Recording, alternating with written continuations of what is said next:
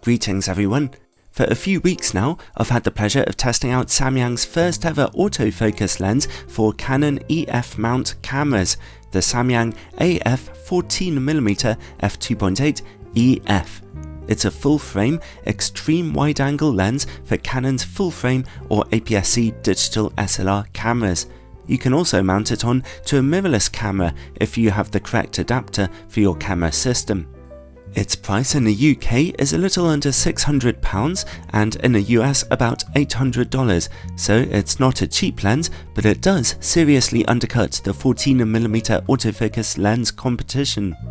My APS-C test camera wasn't working properly while I had this lens for testing, so I'll be trying it out on my full-frame cameras, an old Canon 6D and my new Sony A7R II. In reality, a lens like this has far and away the most appeal on a full-frame camera, where 14mm is an extreme wide-angle field of view, pushing away your subject and pulling in a fantastically wide background, useful for getting dramatic perspectives and pictures in large buildings. And a maximum aperture of f2.8 is helpful, letting in a decent amount of light for shooting in darker situations. The lens's aperture mechanism has 7 rounded iris blades for when you stop that aperture down. Well, let's look at the build quality first. The lens is a little chunky and it weighs half a kilogram or just over a pound. It has a lot of metal in its construction and feels quite solid. The camera mount is made of metal with electronic contact and a weather sealing gasket, a handy feature especially for landscape photographers. There's no space at the back for gel filters though. At the side we see a simple autofocus manual focus switch, and then we have the large front element. There is no filter thread on this lens, I'm afraid. The focus ring turns smoothly and loosely and feels a little rough to touch. The focus ring is electronically coupled to the focus motor, which not everyone likes, but it does work responsively. In manual focus mode, if you're shooting through the viewfinder, you'll have to half press your camera's shutter button, and that will give the focus motor 5 or 6 seconds of power in order for you to manually focus. The autofocus motor works quite quickly and accurately, making a slight whirring sound. Occasionally, it can be a little unsure of itself, but generally it works just fine. The lens comes with a hood, a little bag and a 1-year warranty. It works well enough and it's quite enjoyable to use. So let's see how the lens performs on my 20 megapixel full-frame camera, a Canon 6D. At f2.8 in the middle of the image, sharpness is very high, but contrast levels are just good. The good news though is that the image quality in the corners holds up fairly well, being just a tiny bit softer. There's no sign of any chromatic aberration at all, impressive for a 14mm lens. Stop down to f4 and image quality is better in the corners and contrast becomes excellent throughout. At f5.6, corner sharpness is excellent, as it is also back in the middle. The lens stays this sharp down to about f11, where diffraction is beginning to kick in, and f16 is noticeably softer. Still, on an older 20 megapixel full-frame camera, the Samyang AF 14mm f2.8 EF gives very clean and sharp image quality.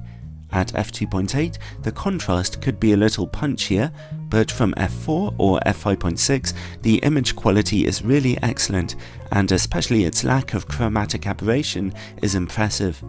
Full-frame camera sensors are getting much higher resolution these days though, so let's mount the lens on a far more challenging 42 megapixel full-frame camera. I've adapted it onto my Sony A7R II. At f2.8, picture quality in the middle is pretty nice. Resolution is still high, although contrast remains slightly low. The sharpness continues throughout most of the image frame, although there is some real blurriness right in the very edges. You can see it falling in the far edge of my test circle here. There's still no noticeable chromatic aberration though. At f4, the corners seem to be about the same, but contrast and resolution back in the middle are now brilliant. At f5.6, the middle is still great, and over in the corners we see a lot more brightness, but that blurriness right in the edges seems to remain. At f8, the sharpness is improved though, and at f11, it's very good. Overall, on a challenging Sony a7R II camera, it's a pretty good performance. Image quality is sharp and clean, and it's only in the very far edges that we see any kind of blurriness, although it's not very nice there. But the Samyang lens is overall performing fairly well. And as I mentioned before, normally I'd also test the lens on an APS-C camera, but during the time I had to borrow the lens, my APS-C camera wasn't working properly, so I can't do that this time. Alright, let's hear about distortion and vignetting on a full frame camera. Samyang's previous manual focus 14mm lens had huge problems with distortion, but this autofocus version is a big improvement, although some moderate barrel distortion remains. As usual for this kind of lens though, at the widest aperture there's strong vignetting. The corners look very dark. At f4 they are brighter, and at f5.6 we see fairly even brightness across the image frame. This lens can focus as closely as 20 cm to your subject, which is fun and another big improvement over the previous manual focus lens. Close-up image quality remains sharp, although contrast is a little lower at f2.8. Stop down to f4 for excellent sharpness and contrast. The lens shows a bit of a weakness when it comes to working against bright lights. We see a loss of contrast across the image frame here and a fair bit of flaring, unfortunately.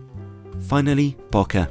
If you can get close enough to your subject, then at f2.8 you can throw out your backgrounds a bit. Those outer focus areas generally look quite smooth with this lens. Overall, with the Samyang AF 14mm f2.8 EF, there is very little not to like. The build quality and autofocus system are fine, and the lens's optics are nice and sharp, with slightly warm colours and almost no colour fringing. It has nice bokeh and a good minimum focus distance too. It's a real shame you can't use filters, and its work against bright lights is a little bit poor. Vignetting and distortion are just average. But that's to be expected of a lens in this class, really. It's a very good, sharp lens at a price that majorly undercuts the competition while being just about as good. It's fun to use and gets very dramatic pictures, and so it comes recommended.